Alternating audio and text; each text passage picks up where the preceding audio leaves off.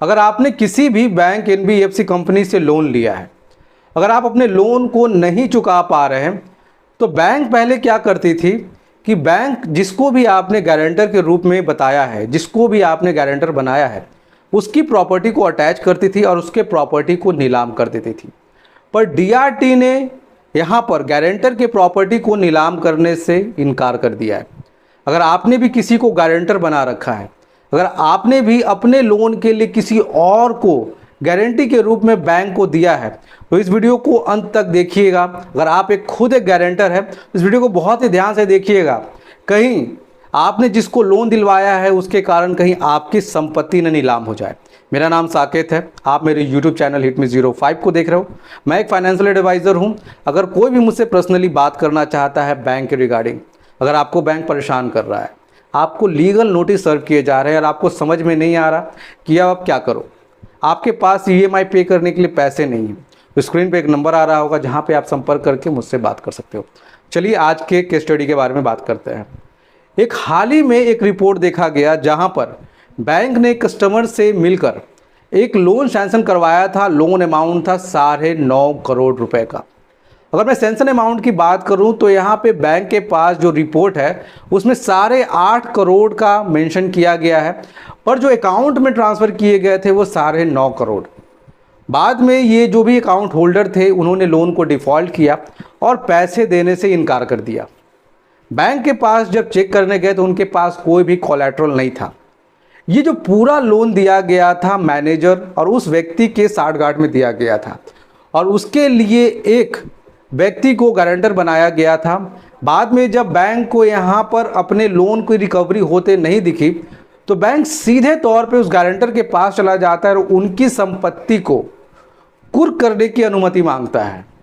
बाद में उस जो यहाँ पे गारंटर थे उनके पास 13(2) का नोटिस भेजा गया, उनके प्रॉपर्टी को अटैच किया गया और उसके बाद जो यहाँ पे गारंटर थे जब उनको ये गलत लगा तो वो डीआरटी में इसकी शिकायत करने चले गए। मैं अक्सर लोगों को बोलता हूँ कि आप जब भी 13(2) का नोटिस आए और आपको लगता है कि कहीं ना कहीं बैंक गलती कर रही है, बैंक ने आपको जो नोटिस दिया है वो सही नहीं दिया है, बैंक आपको नोटिस देने में गलती कर रही है, देने में देरी कर रही है, जो नोटिस में डेट मेंशन है कि आपको उसी डेट पे वो नोटिस मिला है, अगर बैंक की तरफ से कोई भी गलती होती है या बैंक किसी भी तरह से अगर आपको परेशान करने की कोशिश करता है तो आप जल्द से जल्द डीआरटी का दरवाज़ा खटखटाइए। हालांकि डीआरटी के कुछ फीस होते हैं, उसके कुछ टर्म्स एंड कंडीशन भी होते हैं, पर अंततः जब मामला बहुत बड़ा है तो डीआरटी ही एकमात्र आपके पास उपाय है। यहाँ पर जो भी गारंटर थे उन्होंने जल्द से जल्द डीआरटी का दरवाज़ा खटखटाया और डीआरटी ने बैंक को बुलाया और उनको एक आदेश दिया कि आप यहाँ पे बैंक और कस्टमर की गलती की सज़ा गारंटर को नहीं दे सकते और डीआरटी ने साफ तौर पे उनकी संपत्ति को अटैच करने पे रोक लगा दी। कहने का मतलब है अगर सरफेसी एक्ट के तहत नोटिस आता है तो बहुत सारे लोगों का सवाल होता है क्या डीआरटी की तरफ से हमें स्टे ऑर्डर मिलेगा? बिल्कुल मिलता है।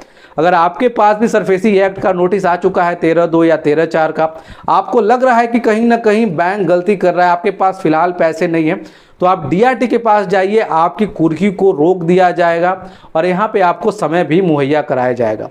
कैसे डीआरटी में जाना है, कब डीआरटी में जाना है और हमारे लोन की स्थिति क्या है, क्या बैंक हमारे साथ गलत तो नहीं कर रहा, इसके लिए आप दिए गए नंबर पर संपर्क कर सकते हैं। मेरा नाम साकेत है और अब हम लोग बात करते हैं कि डीआरटी के पास हमें जाना कब चाहिए। देखिए, डीआरटी के पास ज़्यादातर जब 13(4) की नोटिस आ जाती है और जब आपको लगता है कि अब मेरे पास पैसे नहीं, हमको कहाँ अपील करना चाहिए। देखिए, 13(4) का नोटिस वो होता है जब बैंक आपसे बात नहीं कर रहा होता। 13(2) के नोटिस में बैंक आपको एंटरटेन करता है, बैंक आपकी समस्या को सुनता है, बैंक यहाँ तक बोलता है कि जो पैसे आपके जो पेनल्टीज गए उसको पे कर दीजिए, फिर हम आपके लोन को रेगुलाइज कर देंगे।